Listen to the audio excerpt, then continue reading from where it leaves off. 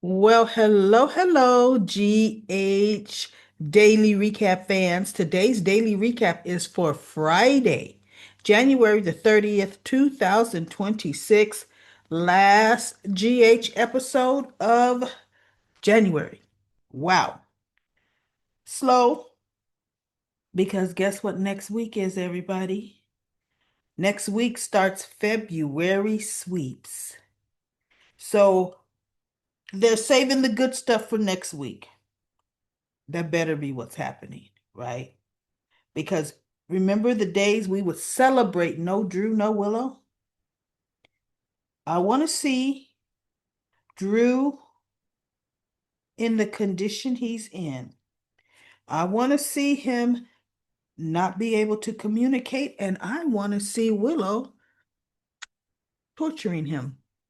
And not torture as in sticking whole needles in him. No, not that. Uh, but mentally torturing Drew, verbally torturing Drew, right? Because he thought nothing of blackmailing folks left and right. And every time he saw him, he taunted and taunted people. Yeah, I want to see some of that on a helpless Drew. Okay, I'll give you next week. Let's pile it on next week.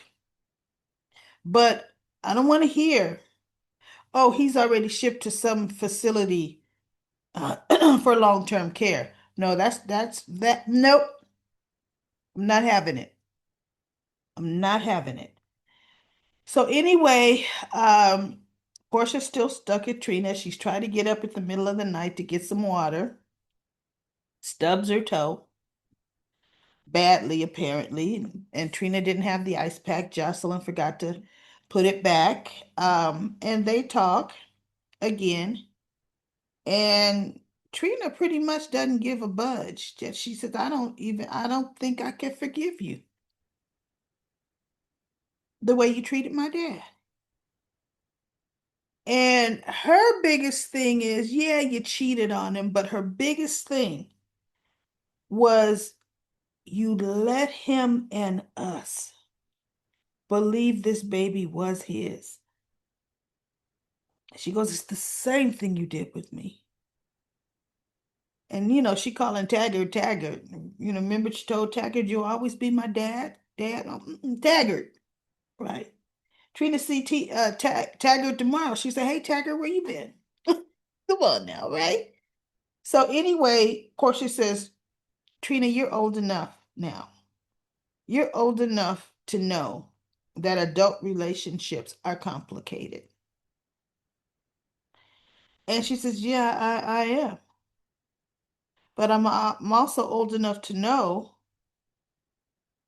that when a person does the exact same thing over again, I know firsthand how long you'll take your life. Right? Woo, yep, right? And Portia, no, no, Trina, I was not going to do that. I was not. No, I just want to know, can you forget? She goes, I'm not even gonna say I can. Because at this point I can't. She said, but Trina, no matter how you feel, this baby is your little brother or sister. No matter who the father is, this is your little brother or sister. You always wanted one. I'm surprised she didn't say when I was 7, maybe even 10, you know? Okay. And when I thought you and dad were having one together, okay, I can wrap my head around it, right? But now, oh my God, she goes, just anyway, enough of them, right? Enough of them. And she goes, I just don't want you to take your feelings for me out on the baby. And Trina's like, and I won't. Okay, and I won't. Um, Rocco, remember in the spoilers, It says that Rocco was emotionally affected and or disappointed by something. I thought, oh my goodness, he saw his brother and his sister kissing. But guess what? He didn't see it, thank goodness, right? But see, Charlotte ain't up to no good.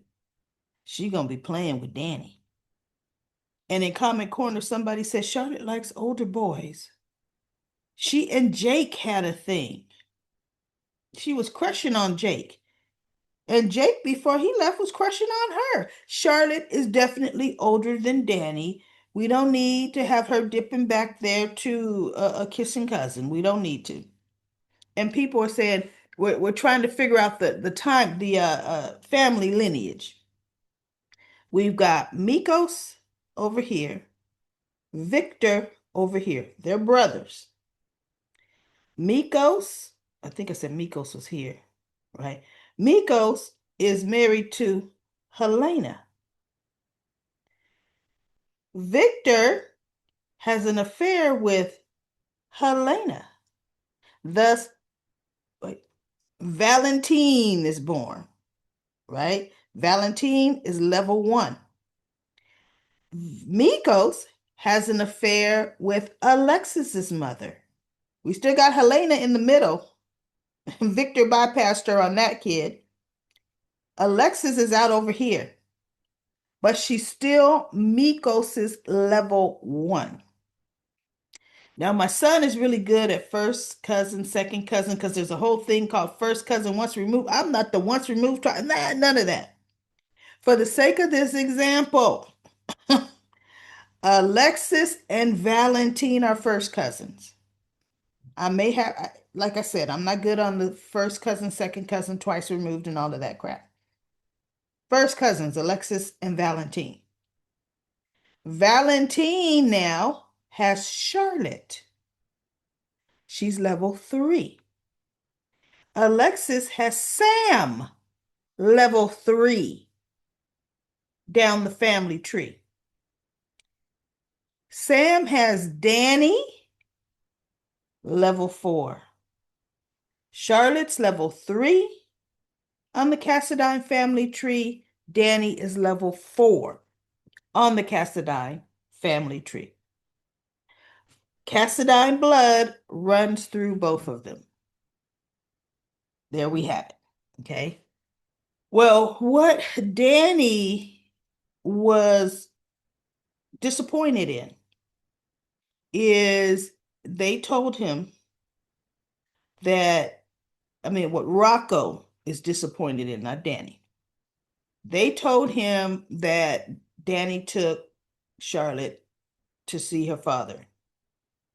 And Rocco said, wait, you did what? Because she goes, I have seen my father. Danny took me. Or Danny may have said, I took her. And he says, why didn't I know about any of this? Why did you guys hide this from me? And so Charlotte said, Rocco, you don't like lying to mom. You don't. Um, and I did not want you. You already knew that I was in contact with my father, and you had to keep that secret from mom. I didn't want to pile anything else on you, Rocco. She said, because you are a horrible liar. No offense. And he goes, I am not a horrible liar. She goes, Rocco, shows all on your face. Yeah, you're a horrible liar. And Danny looks, yeah, you kind of are, man. You, you kind of are. I'm sorry, Danny's a horrible liar too. With his, oh my goodness, his cheery face, right? He's too cute for words. But anyway, Rocco said, yeah, you're right. I do have a hard time. And they said, but look, now, going forward, we are in this together, the 3 of us. No more leaving me out of things. And they said, agreed. So Rocco says, hey, you guys want to leave, want to head back up to the main house? And Danny says, hey, we got everything we need here. We got all the stuff for s'mores. Why don't we just hang out here? And Danny's like, cool. So Charlotte's like, I tried one. It wasn't terrible. Remember, she was protesting against s'mores before she and Danny kissed. So Rocco is toasting marshmallows and Danny is putting stuff on the stick and they're working as a team making some s'mores, right? Riding out the storm. Well, Valentine and Carly were talking, finishing their conversation, and Carly told him, why don't you stay in the guest room tonight? He said, wait, what? Why don't you stay in the guest room? He says, what if somebody comes over? She goes, well, for one thing, the roads are closed. Who's going to be coming over here? And he goes, okay, you're right. So she goes, I'm going to leave you to it. And he goes, well, do you have to go? And she looked, she turned around, she's like, nah. So she sat down and they both sitting on the couch drinking or with their glasses in their hand. I could have swore Valentine took a sip of his, right? And all of a sudden there's a knock on the door. And they're like, oh my God. Valentine's like, who could that be? I just said nobody was coming. She goes, nobody should be coming. First thing in my mind, you guys got two drink glasses out, Carly. You got two drink glasses out. Valentine rushes up to the attic. Carly goes and peeks out and she sees this Jack through her glass. She's like, oh my God, it's Jack. So she comes and he was knocking, ringing the bell again or knocking again. And she opens the door. He goes, I was beginning to think you weren't home. She says, I'm sorry, Jack. I dozed off a bit. Come in, come in. So they're talking, and he says, for one, I wanted to make sure you and Donna are okay. She said, how did you get here? The roads are closed. They're impassable. He goes, uh, not if you're driving behind the snowplows. See, we forget Jack Brennan got all kind of pull, right? I don't care if they ain't working right now. And in a blizzard, they usually aren't. At least I think. I don't know. We don't have snow a lot in California. In the Big Bear Mountains, yeah. Northern California, which could be another state in its own. Yeah, some snowfall there, right? But overall, we don't get a lot of snow, especially in the suburbs where I live, close to Long Beach. Nope. Um, so he's made sure he behind them, they plowing him away to his lady loves. He says, I was gonna um be, what do you say, gallant and take care of you and Charlotte. I mean, you and Donna. She goes, Donna's that's not here. She's at Sonny's. He says, well, when you left me, you were gonna go pick up Donna. She says, I was. I did. She says, I went all the way over there, only to find out my dates got crossed. Donna's still with Sonny. So he goes, oh, okay. So now they're in the living room. And he goes, so wait, you said you're alone. Why are there two glasses on the coffee table? And she looked and see Carly. Carly lie like this. That chick, you throw her off a building, she landing on all fours like a cat, right? She says, oh, that? Jason initially said he was coming over to wait out the blizzard with me. But then I told him, no, the roads are impassable. Don't even risk it. Still doesn't explain why she poured a drink. Right, but maybe she poured the drink earlier and then said, called him, text him, don't come. Right? And so she says, and had I known you were thinking of coming, Jack, I would have told you the same thing. It's too risky. Don't risk it. He said, oh, I know. That's why I didn't tell you. Right? So they're kissing, and of course his phone goes off again. She looks at him, she goes, "Work?" He goes, "Oh my God. Yes."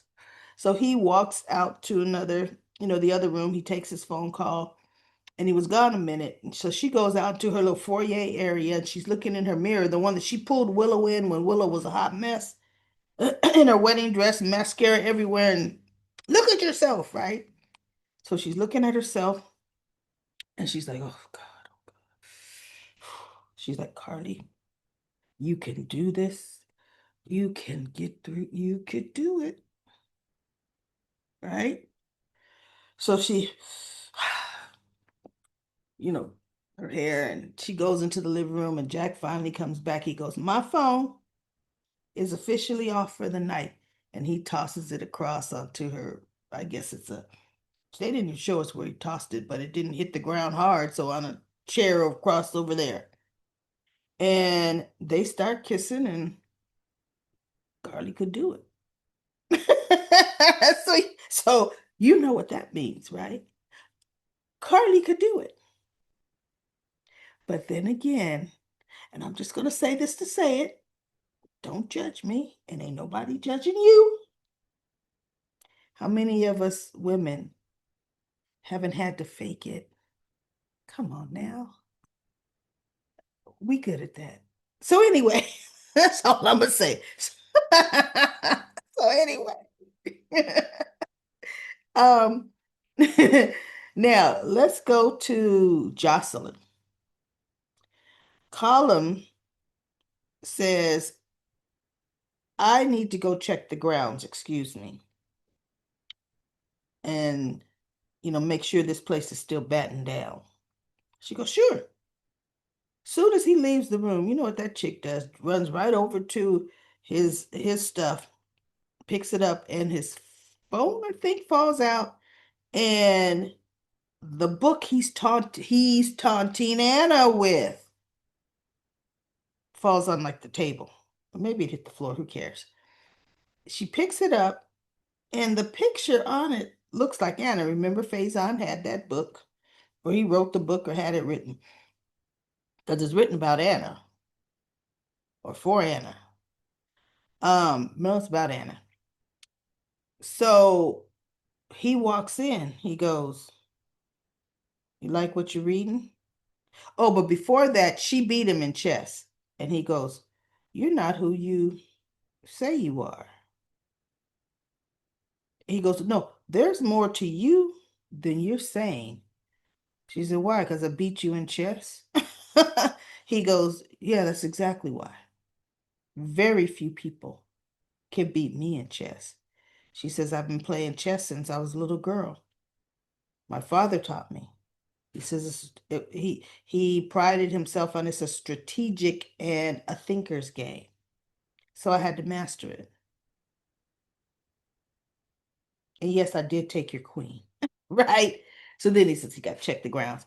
And so she goes, I got cold. I suddenly got cold. So I was just gonna come over here and, put your jacket on or whatever that was he had. Maybe it was another blankie. And she goes, and this fell out. I think it was his jacket. I'm thinking, well, that was presumptuous of you to go get somebody else's jacket, but okay. Um, and she says, "This is an interesting book. Is it a good book?" Because she saw in it the little inscription Faison put and the C, right? And I think he said to Anna. She's thinking, Anna? And now she's thinking, okay, Anna's missing, right? So he says, "Mm, yeah, it's an interesting read." So she goes, what's interesting is the picture of this woman on the cover. She looks a lot like our our commissioner, Anna Devane. And he goes, "Never heard of her." She goes, "That's just interesting." So she goes, "Do you mind if I read it?" And he goes, "Sure."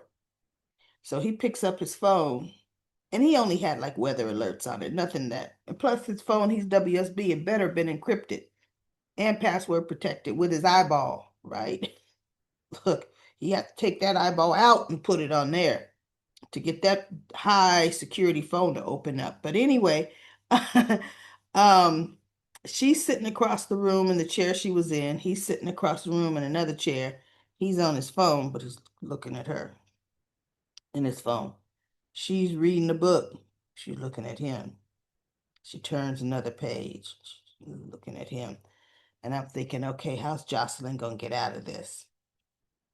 She's in no real imminent danger right now. It's hard to read, Colin.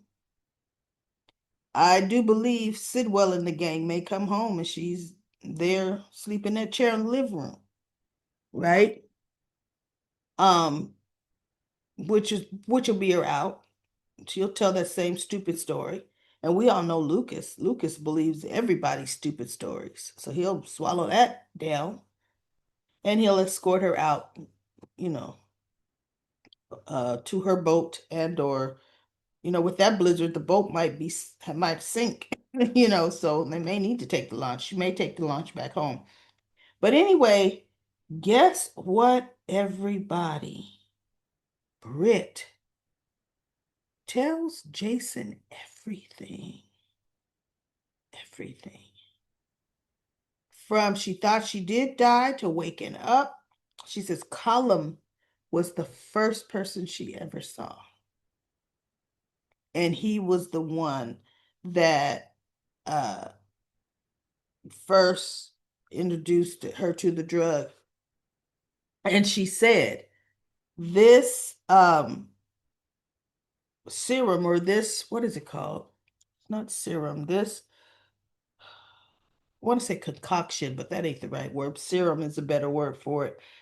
Um, is what her father mixed. He made it for himself. Well, you want to know what, everybody? I beg to differ. Liesl probably made that for Faison. They worked together. She loved that man pretty much with all her heart. She would gladly, he could be the mastermind behind, some of the ingredients and everything, but I could tell you what, Lisa was the one that made the medicine. So it's not FDA approved. Of course it's not, because it's a fictitious medicine. And it's working. And Jason said, which is why I want to have it reverse engineered. She said, just get me a vial of it, Britt. I'm thinking you should have a whole bunch of vials, right? As a matter of fact, as you come into Spoon Island, drop the case or with two of them in it and say, oh, shoot. When there should have been three in it or, whatever. I need a replacement for it. She says, there's no time. And it cost a lot of money to have that done. Now, Jason already said he had contacts that could do it. Hello, Britt. Jason is very wealthy. Very, very wealthy. Some of the untraceable Cayman Islands, wealthy. She goes, and it would take too long. No, it wouldn't. They give you a month at a time. Let's get started now, right? I mean, that's still just so stupid. Get started now. And had you got started when he first told you, Liesl could almost be done. So anyway, he goes to Britt, I'm going to get you out of this. He said, but we need to work together. You're gonna need to stay honest with me till we finish this project, till we get this done, right? And so she says, okay, but then she goes, after today, Jason, you can't come see me. And she told him what Colum said. He threatened him. He goes, it's gonna have you killed. And he has the power to do that. And what she told him, she says, now, he and Sidwell are working together but he has more power than Sidwell. She said because not only is he working on Faison's final project, he's also high up in the WSB. And that's when Jason looked at her. He goes, wait, what? She goes, yeah, that's how Sidwell doesn't get in any real trouble.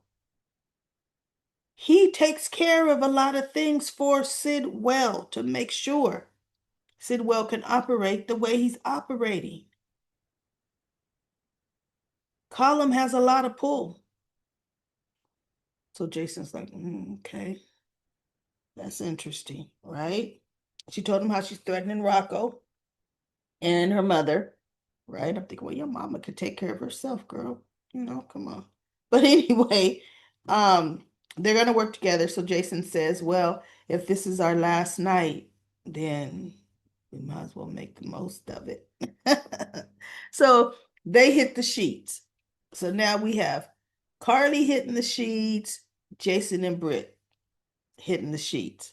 Now, did anybody notice Carly and Brenner are on the couch, right? They're showing them doing the do. Did you notice how the camera panned down to the floor under the coffee table? Something is there. I pushed, I kept rewinding it. I pushed pause. I couldn't make out what was on that floor, but they made a point of showing us something is there. Jack's going to see that something. Jack's going to know she wasn't alone. And it may be something of Valentine that Jack knows. That it will be Valentine. It's getting to be good. It's going to be good next week. It's going to be good. Now, I'm going to take 2 seconds here to talk about Cody and Molly. Cody is a Jack about Molly and her fictional book. Yes, it's based off her character, his character. And I guess she made him clownish, in the beginning. Remember, she was writing about him. And I'm sorry, wasn't he acting clownish, making stupid decisions, doing crazy things, getting back into Selena Wu's debt again? He was just doing crazy. Cody was just wilding out after he found out Sasha was his cousin. And he was very rude, talking to Molly, the same. And she was, talking mean to him too. But anyway, she told him, she says, yes, the character was based loosely off of you. But if you would have read more than 2 chapters, you would start to see the transformation of the character. He grows. He and her character, loosely, fall in love. He says, yeah, but it doesn't matter. It's how you thought of me at first. And she said, I don't think that way of you now, Cody. But everybody reading it will know. And it's like, everybody have to know it was you. Well, guess what? They know you're crazy behind self. So, yeah, they would know it was you. Because you did do a bunch of stupid stuff. Own it, Cody. But no, he's so busy being butthurt. You think I would say stuff like, he goes, what you wrote is what I really thought about myself. Because you did stuff like that, right? But now I know you thought that way about me too. And I really care about what you think. It's like, then shut up and listen to what she said. She goes, Cody, if I still felt that way about you, do you think I'd still be with you? And he looked at her. It's the principle and it's the thought. And now it's here in play. She goes, I'm not getting the book published. I didn't send it to my publisher. Christina did. This was for therapy for me. I had lost my baby. TJ was the first time she said his name. TJ and I got divorced. I needed this escape. She goes, but now that I know you're reacting this way, I can't look at my book the same way ever again. And I'm thinking, well, I sure could. I don't know why. It's a fictional book. We're not in cowboy land. Come on now. So anyway, and I took way more than 2 minutes on that. Cody's being ridiculous and let him get over himself and watch. What? Because she goes, but it's how you see me. She goes, and yeah, you know what? You want to know who you acting like right now, Cody? She goes, you're acting just like whatever the character's name is. You're acting just like him right now. See, I'm happy she said that. Because Cody's going to go do something stupid when she leaves tomorrow. So she goes, well, I'm just gonna go. He goes, you can't go. We're snowed in. She goes, oh. He says, I'm gonna give you the bed. I'm gonna sleep with the horses. She says, Cody, it's cold. We're two adults. We can share a bed. I wouldn't feel good in, kicking you out of your bed. He goes, I'm telling you, you have the bed. And he goes into the stable and closes the door, just having a tantrum. So Lulu, last but not least, I'm gonna get to Lulu. Lulu is putting the brakes on it. No, Maxie wouldn't understand. Um, he goes, well, who said Maxie wouldn't want? He goes, when I was gone, Maxie moved on with her life. He said, and look, I ended up being gone 7 years. I wouldn't want her to put her life on hold indefinitely for me. She said, but the fact of the matter is, Nathan, you are back. And when she wakes up, Maxie is going to have her own issues and emotions to work through. He said, look, just because a person comes back from the dead doesn't mean the person they loved that did move on, right? Because Maxie made a life with James, Georgie, Spinelli, and Bailey Lou. She made her a new life for herself. So just because I'm back doesn't mean she wants to give that life up or throw that life away. And Lulu said, boy, don't I know it. Because guess what? Unfortunately, Sam died, but Dante wouldn't have thrown Sam away for Lulu, right? So, but Lulu would have been a thorn in their side. Oh, definitely. Because Dante still had feelings to fight from, work out where Lulu was concerned. And so he says, bottom line, I have the right to move on too, which also made me say, okay, something has happened to he's been brain mapped, brainwashed, something. Because I'm sorry, I'm gonna go see the love of my life as often as humanly possible to talk to her to see if hearing my voice could bring her back, bring her out of it, right? Because before I move on, I'm going to see how she feels about me now that I'm back, right? He's like, we have a right. And I'm thinking, he goes, I have a right to moving on myself and I have real feelings for you. And I'm thinking, looky here. This is how I've been wanting to kiss you for a while now, really. Because I don't think any of the situation where you've been around Lulu have been in a romantic setting. But you've been wanting to kiss me for a while. Something's up. He has an agenda where Lulu is concerned. That's all I'm saying. Period.